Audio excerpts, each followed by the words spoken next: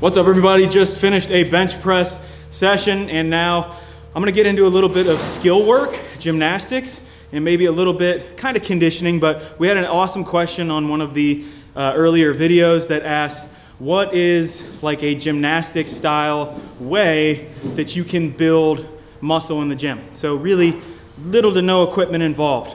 If you guys see female gymnasts or male gymnasts who compete at the Olympics, compete at the collegiate level, compete at the professional level, they're jacked. Their muscles are super defined, and they are incredibly strong, especially at manipulating their body weight.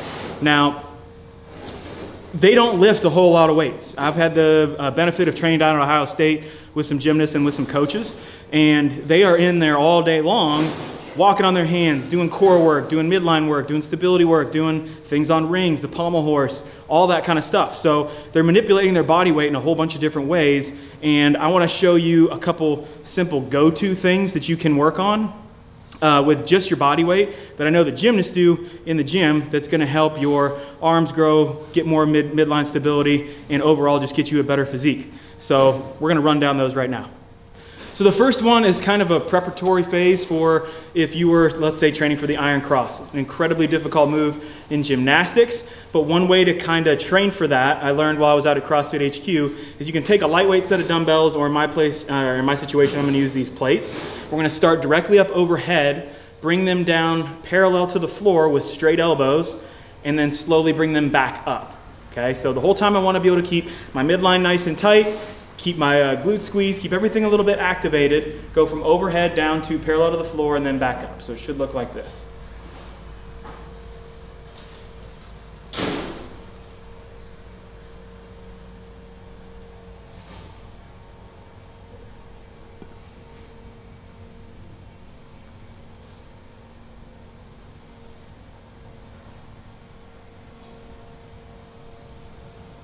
Okay, and again, my primary focus there is keeping locked out at the elbow. That's a super beneficial skill to have in the ring dip, in the L-sit hold, in a planche hold, is being able to punch out that elbow and get bone on bone on bone in the lockout, whether you're doing a handstand hold or, again, anything on parallettes or on rings. That's something that Dave Durante taught me, again, while I spent some time working with him on some gymnastic stuff.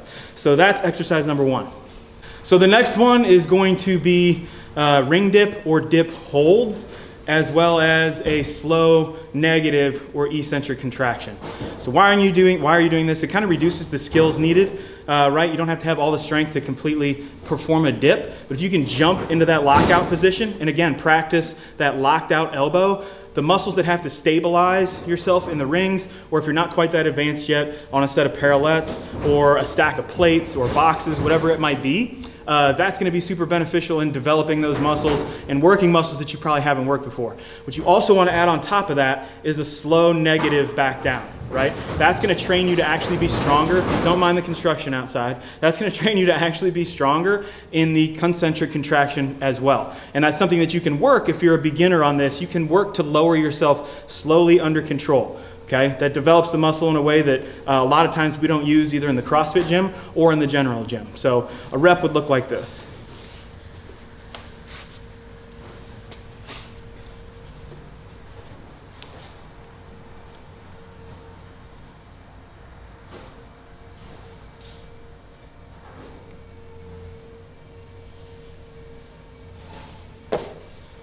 Okay, so again, I'm focusing on that completely locked out elbow angle, pressing hard into the rings, keeping them at my side and trying to keep myself stabilized.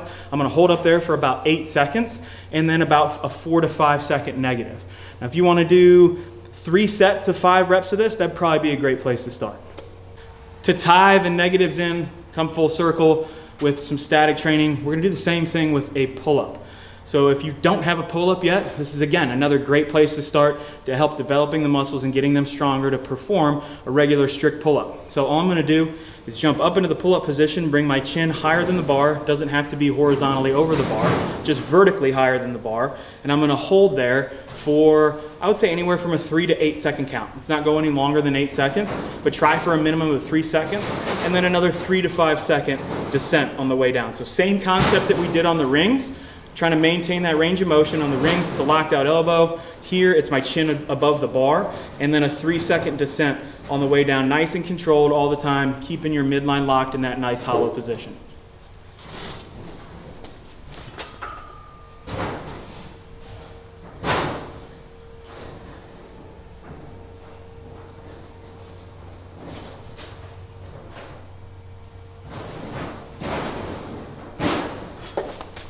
Okay, so I can already feel myself twitching all over the place when I'm up there holding. That's something that your body might not be used to.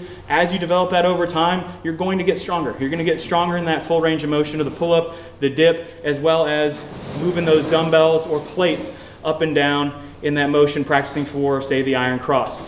Now, the other question would be, how many times a week do you want to do this? How frequently do you want to do it in a week?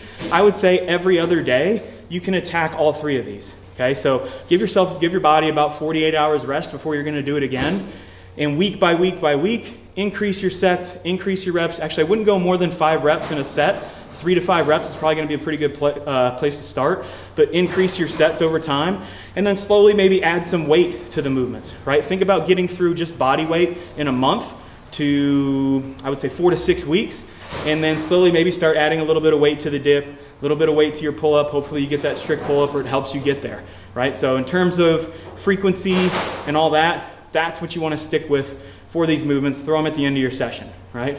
Now in terms of conditioning, that's an easy answer. How can you do body weight movements that are going to get you a little bit more jacked, bodybuilding kind of style? And one of the workouts that I like a ton is JT, 21-15-9 of handstand push-up, ring dip, and push-up.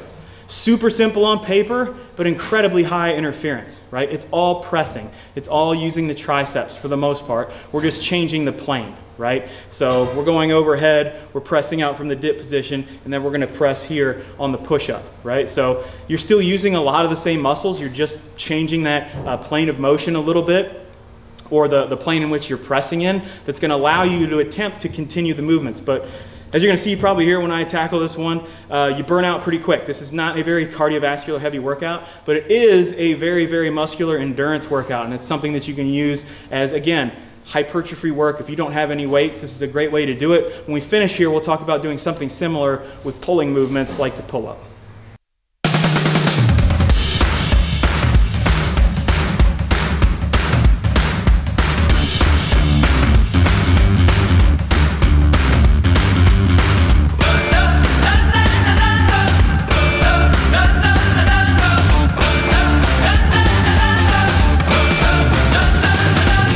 So quick to shoot down again. Your burden is heavy, but I carry every ball and chain. Gonna feel the air under your feet. I'll be the pulse and rhythm when you feel you're drifting off the beat. Oh, you wanna run to me, wanna run to me. I'll be your soul shaker, I'll be your rainmaker. So tell me, are you ready for the fight, for the fight? I'll be your storm chaser, I'll be your human nature.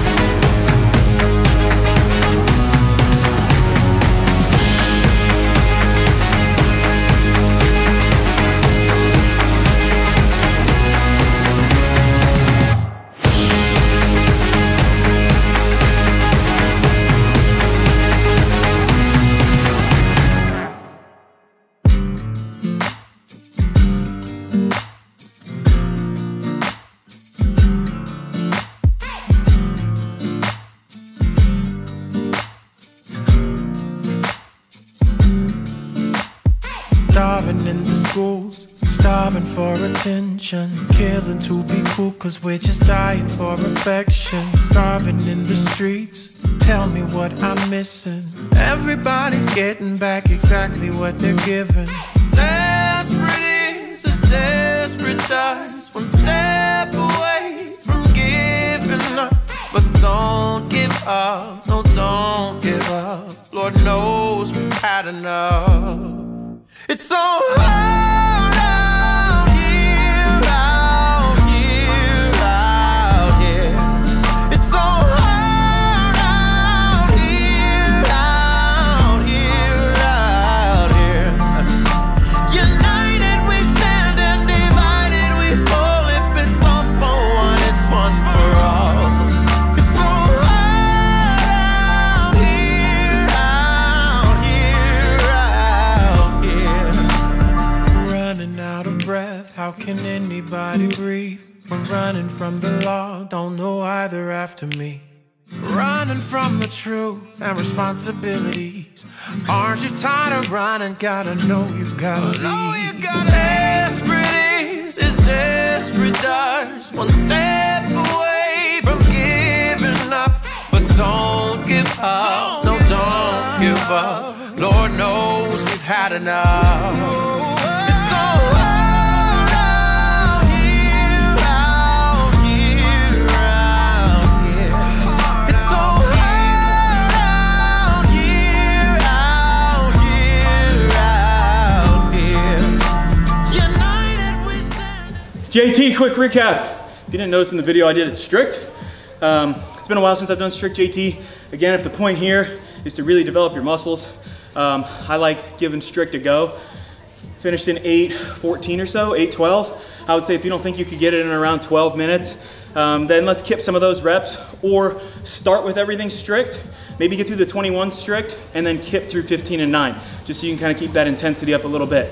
There's equal value in either of them, right? On the strict one, obviously you're just developing more of your upper body, because that's all that you're using in those 3 different planes, right? But when you start adding the kip, you're able to keep the intensity higher, which in theory would fatigue the muscle a little bit more, give you a little bit more of a cardio response in the workout, right? So it's kind of like doing a drop set when you kip. You failed at a certain weight, so you're gonna peel some more weight off the bar and do some more reps. That's kind of the same theory behind why we kip handstand push-ups, why we can kip ring dips, and I'm not sure how you kip a push-up, but chest to deck, keep the hips off the floor in the push-up no matter what, right? That power output is what we're going for, and that's gonna develop and give you results too. So, I hope you found those valuable. A couple ways that you can develop your muscles. Get creative with these static holds. Think static L-sits. If you can't L-sit, just do a static knee tuck with your arms on parallettes, or you could use 2 benches, 2 boxes. Start working one leg out, then work both legs out, right? Go through all those really simple progressions where you can break down movements and make them easier for yourself. Develop the necessary motor recruitment patterns. As you get stronger in them, you're gonna be able to add a little bit more difficulty. So hope this was helpful. Put more questions, comments, like, subscribe, hit that notifications button, and we will see you guys next time.